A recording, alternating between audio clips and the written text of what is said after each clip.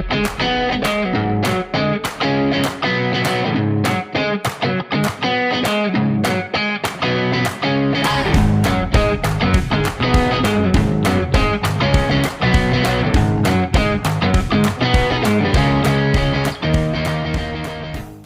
day everyone, I am Justin Rose Tudefa from BSIT.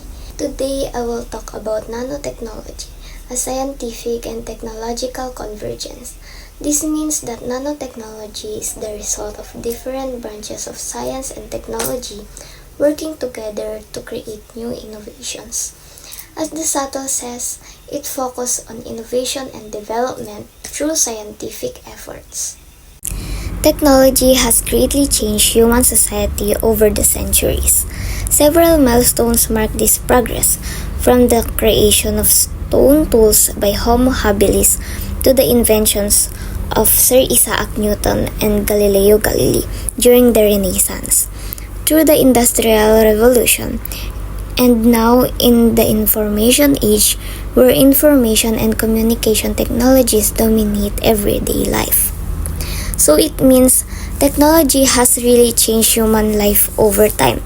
Nagsimula tayo sa simpleng stone tools na ginawa ni Homo habilis. Nagkaroon ng mga discoveries ni Isaac Newton at Galileo Galilei noong Renaissance. Pagdating ng Industrial Revolution, nagkaroon ng mga machines at factories. At ngayon, nasa information age na tayo kung saan computers at communication technologies ang ginagamit natin araw-araw. This shows how technology continuously evolves and shapes how we live. In the Philippines, the rise of information and communication technologies or ICTs also had a big impact. Kahit hindi tayo masyadong developer ng mga bagong technology, magaling naman tayong gumamit o user ng mga innovations mula sa ibang bansa. May mga challenges pa rin tayo gaya ng babagal na agricultural growth, mahina ang environmental protection at problema sa popular control. Pero kahit ganon, kaya pa rin ng Pilipinas makipagsabayan sa ICT, lalo na sa outsourcing, electronics, healthcare, communications, at biotechnology. These advances continue to grow along with new fields like nanotechnology. Good day everyone, I'm Basma Nicole Apiali. Today, we discuss about the nano world. Nanotechnology is the study of extremely small materials and devices that are invisible to the naked eye. With this, the big question is, how is the Philippines using the knowledge to create and improve technology? The Philippines is using nanotechnology in the different ways to improve in the country. It helps in medicine by making better tools for diagnosis and treatment. In agriculture, it is used to improve fertilizer and protect crops. It also supports electronics, energy, and the environment, showing that even small-scale technology can make a big impact. Nanometer, which are units of measurement used for length in the metric system. Nanomachine, which is a tiny machine designed to perform tasks at the nanoscale level. These machines are so small that they can interact with individual cells and molecules. Nanorobots, which are tiny machines that function like miniature surgeons. These nanorobots are designed to be implanted in the body to diagnose or treat disorder.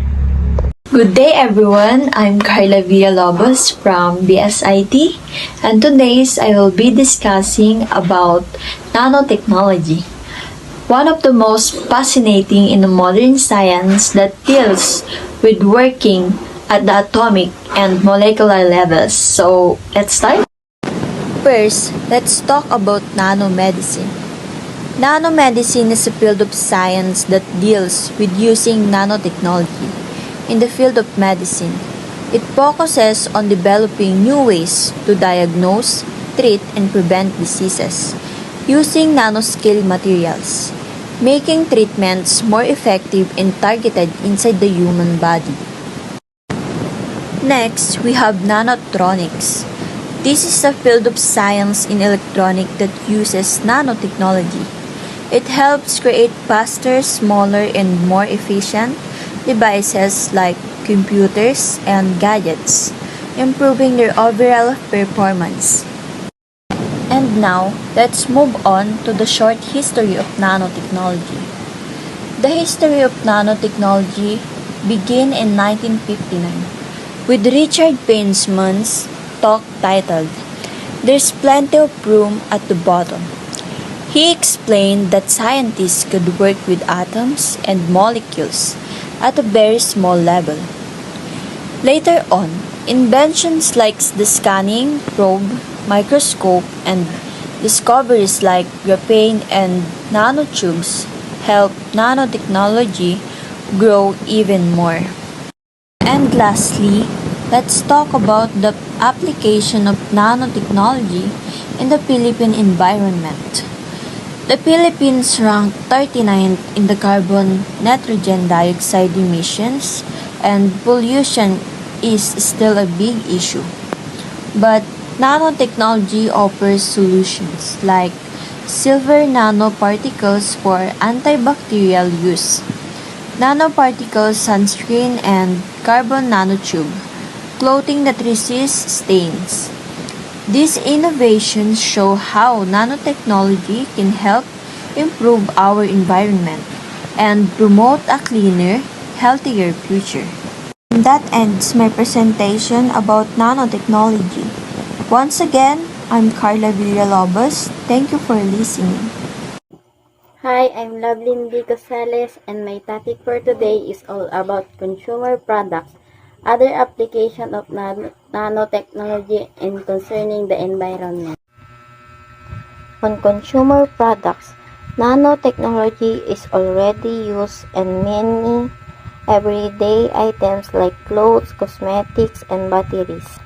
Silver nanoparticles in fabric kill bacteria that cause bad odor, keeping clothes fresher for longer. Nanoparticles, electrodes, and batteries help power electric car more efficiently by improving energy storage. Nanofibers in fabrics make clothes resistant to dirt and stains. Nanoparticles in skincare allow vitamins and nutrients to be absorbed deeper into the skin for better result. Carbon nanofibers make materials like furniture foam stronger and resistant to fire. Nanocrystalline cutting tools are more durable and last longer than traditional tools. Other application of nanotechnology. Nanotechnology also has important use in medicine and healthcare. Nanorobots, tiny machines that can travel in the bloodstream to detect problems, repair cells, replace DNA, or remove blockage. Nanotech device release drugs or hormones in the body only when needed, improving treatment efficiency. Nanomachines can be placed in the nervous system to monitor pulse, brain activity, and other body functions. Nanoparticles can target cancer cells directly with medicine, minimizing damage to health cells.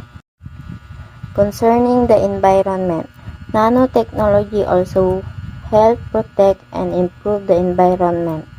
Nanomaterials in solar cell make it cheaper and more efficient to generate electricity compared to coal or oil. Nanotube mixed with epoxy products, lighters, stronger with windmills, blades that generate more electricity. Iron nanoparticles clean polluted water by breaking down harmful chemicals. Silver Silver nanocluster reduce toxic waste in the production of plastic paints and detergents. Hello everyone, my name is John David B. Bowden from Group 2. So we're here to talk about the impact of nanotechnology in our sports. Nanotechnology helps improve sports equipment. For example, nanotubes in tennis rackets and golf clubs makes them stronger and easier to control, while nanoparticles in balls helps them last longer. Nanotechnology has big effects on our health and safety. Since nanoparticles are super tiny, they can enter our body and cause harm if not used properly. It can also be risky if used to make dangerous weapons. Plus, fast-tech communication can spread fake news quickly. So nanotechnology affects our culture and economic too. People today prefer modern tech and it can create new jobs and products, but also need rules to stop misuse environment-wise. It helps improve solar energy and farming with smart fertilizers. Thank you everybody.